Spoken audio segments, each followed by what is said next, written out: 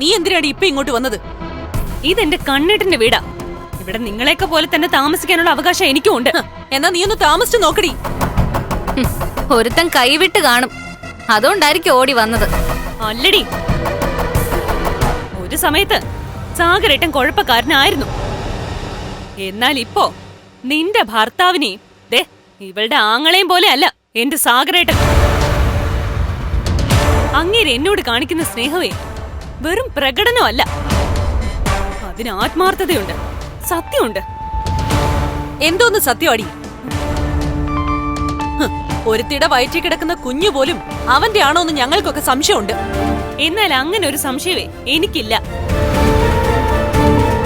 പിന്നെ ഞാൻ ഇപ്പൊ ഇങ്ങോട്ട് വന്നത് ഹോസ്പിറ്റലിൽ പോയിട്ടാ. ഒരുത്തൻ ജീവിക്കോ മരിക്കോ എന്ന് ഉറപ്പില്ല. ആ അവസ്ഥയിൽ അവിടെ കിടക്കുന്നെ. അവിടെ ഒരാള് നിൽപ്പുണ്ട്, അമ്മയെ കൂട്ട് എന്നെ അരച്ച് കലക്കി കുടിക്കാൻ ദേഷ്യമുള്ള ഒരാള്, എന്റെ അമ്മായി. അവരുമായിട്ട് സംസാരിച്ചിട്ടാ ഞാനിപ്പോ ഇങ്ങോട്ട് വരുന്നത്. അവന് കുറച്ച് സീരിയസ് ആണെന്ന് പറയാനും ഇവളെ കാണാനും. അത് പറയാൻ നീ എന്തിനാ ഇങ്ങോട്ട് വന്നത്? മേഘേട്ടൻ സീരിയസ് ആയിട്ട് കിടക്കുന്നത് കാണാൻ നിനക്ക് സന്തോഷമല്ലേ? എന്താ സംശയം? സന്തോഷം തന്നെയാ.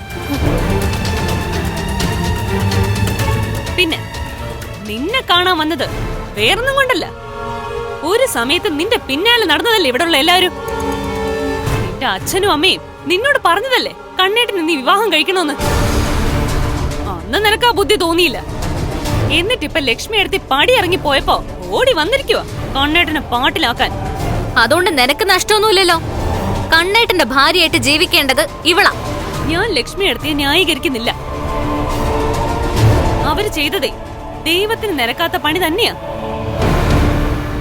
എന്റെ കണ്ണേട്ടനോട് ഒരിക്കലും അവർ ഇങ്ങനൊരു ചതി ചെയ്യാൻ പാടില്ലായിരുന്നു. എന്നാലും കണ്ണേട്ടനും ലക്ഷ്മി എടുത്തിയും പിണങ്ങി പിരിഞ്ഞെന്നറിഞ്ഞപ്പോ ഇവളുടെ അച്ഛനും അമ്മയും കൂടി ഇങ്ങോട്ട് തള്ളിവിട്ടല്ലോ. ഇവളുടെ അച്ഛനും അമ്മയൊന്നും തള്ളിവിട്ടതല്ല. ഞാനാണ് സ്വാതിയോട് പറഞ്ഞത് ഇവിടെ വന്ന് നിൽക്കാൻ. അതിന്റെ പിന്നിൽ എന്താണെന്ന് അരി ആഹാരം കഴിക്കുന്ന എല്ലാവർക്കും മനസ്സിലാവും. ഇനി കണ്ണേട്ടന്റെ സ്വത്തുക്കള് വേറൊരു പെണ്ണ് തട്ടിയെടുക്കാൻ പാടില്ല. പക്ഷേ അപ്പോഴും ഓർത്തോ, ഈ തറവാടുൾപ്പെടെ കണ്ണേട്ടന്റെ പകുതി സ്വത്തിന് ലക്ഷ്മി എടുത്തിക്കും അവകാശമുണ്ട്. ഈ വീടിനകത്ത് വന്ന് നാളെ ലക്ഷ്മി എടുത്തിക്ക് താമസിക്കണമെന്ന് തീരുമാനിച്ച അത് തീരുമാനിച്ചത് തന്നെയാ. നിങ്ങൾക്കാർക്കും അതിലൊന്നും ചെയ്യാൻ പറ്റില്ല. എങ്കിലേ അവളുടെ ദേഹത്ത് പെട്രോൾ ഒഴിച്ച് കത്തിക്കും ഞാൻ.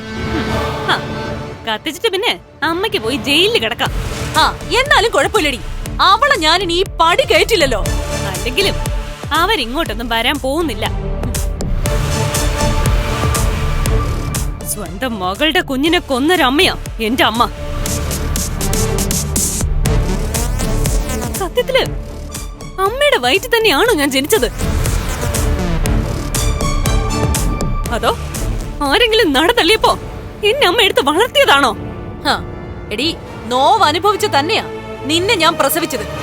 പക്ഷേ എനിക്കിപ്പൊ തോന്നുന്നത് നീ എന്റെ മകളല്ലെന്നാ. അത് നന്നായി. എനിക്ക് പകരെന്താ ഈ രണ്ട് വിഷവിത്തുക്കൾ ഇവിടെ ഉണ്ടല്ലോ.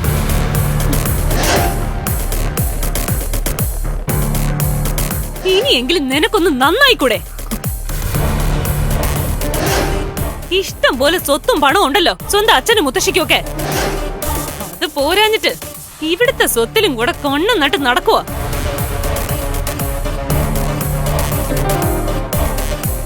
അത് തന്നെയാ നിന്നോടും എനിക്ക് പറയാനുള്ളത്. നീ അമ്മയുടെ ഉപദേശം കേട്ടോണ്ട് നടന്നാലേ അത്യാഗ്രഹം തലയ്ക്ക് പിടിച്ച് ഭ്രാന്താവും. ഞാൻ ഇവിടെ താമസിക്കുന്ന സമയത്തെ എന്റെ അവസ്ഥ ഇത് തന്നെയായിരുന്നു.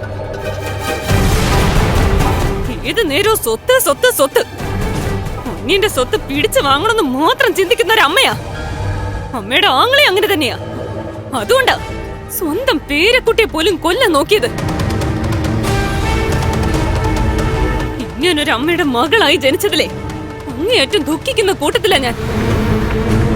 അമ്മ ഒരു പരാജയോ, സമ്പൂർണ്ണ പരാജയം. നിർത്തടി.